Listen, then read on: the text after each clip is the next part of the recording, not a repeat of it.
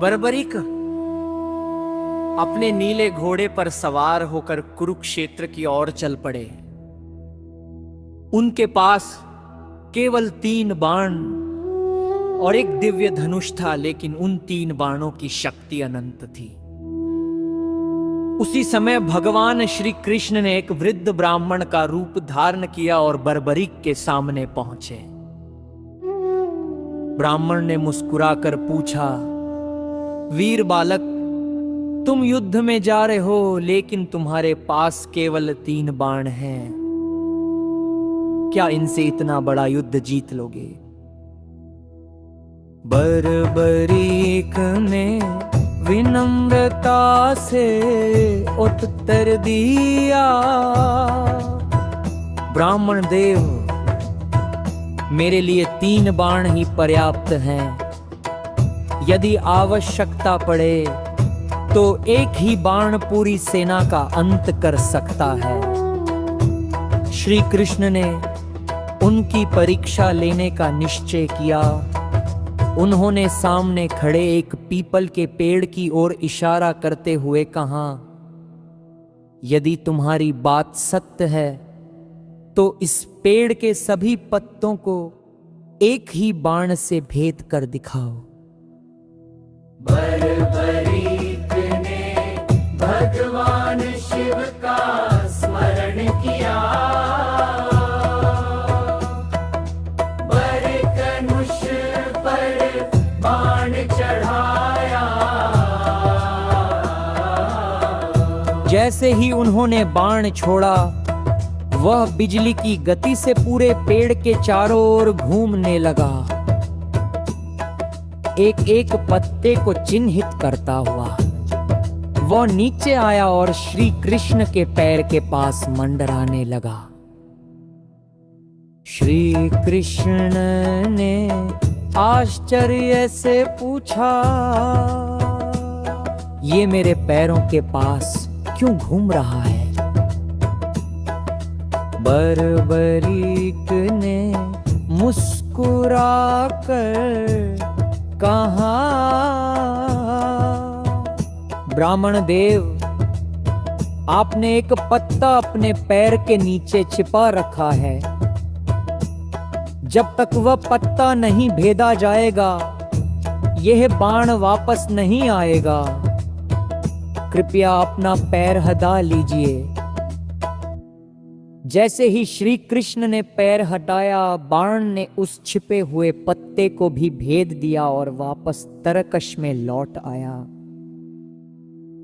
अब श्री कृष्ण समझ गए कि बर्बरीक वास्तव में अद्भुत शक्ति के स्वामी हैं।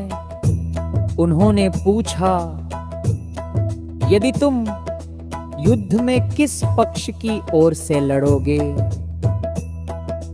बर्बरीक ने उत्तर दिया,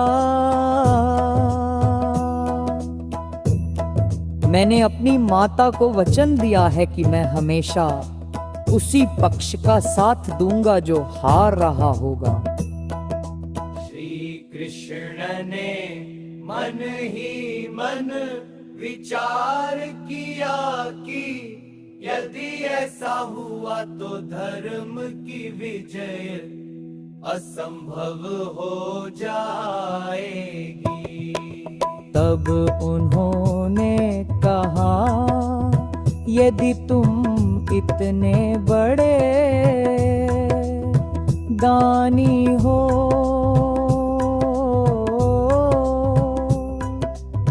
तो मुझे दान में अपना शीश दे दो।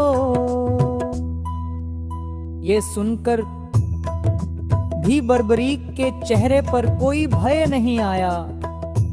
उन्होंने विनम्रता से कहा, ब्राह्मण देव, आपका ये दान मैं अवश्य दूंगा, लेकिन पहले मुझे अपना वास्तविक स्वरूप दिखाइए। तभी भगवान श्री कृष्ण ने अपना दिव्य रूप प्रकट किया भगवान के दर्शन करके बर्बरीक की आंखों से आनंद के आंसू बहने लगे। उन्होंने हाथ जोड़कर प्रणाम किया और प्रसन्न मन से अपना शीश भगवान श्री कृष्ण को अर्पित कर दिया। शीश दान के बाद भगवान श्री कृष्ण ने कहा, वत्स, तुम्हारा यह प्यार युगों युगों तक याद रखा जाएगा। बर्बरीक ने अपने अंतिम इच्छा व्यक्त की, प्रभु, मैं पूरा महाभारत युद्ध अपनी आंखों से देखना चाहता हूं। भगवान श्री कृष्ण ने उनके शीश को एक ऊंची पहाड़ी पर स्थापित कर दिया, जहां से वे पूरे कुरुक्षेत्र का युद्ध देख सकते थे। यहीं से शुरू हुआ महाभारत का महान युद्ध और बर्बरीक साक्षी बने उस इतिहास के, जिसने दुनिया को धर्म और अधर्म का सबसे बड़ा संदेश दिया।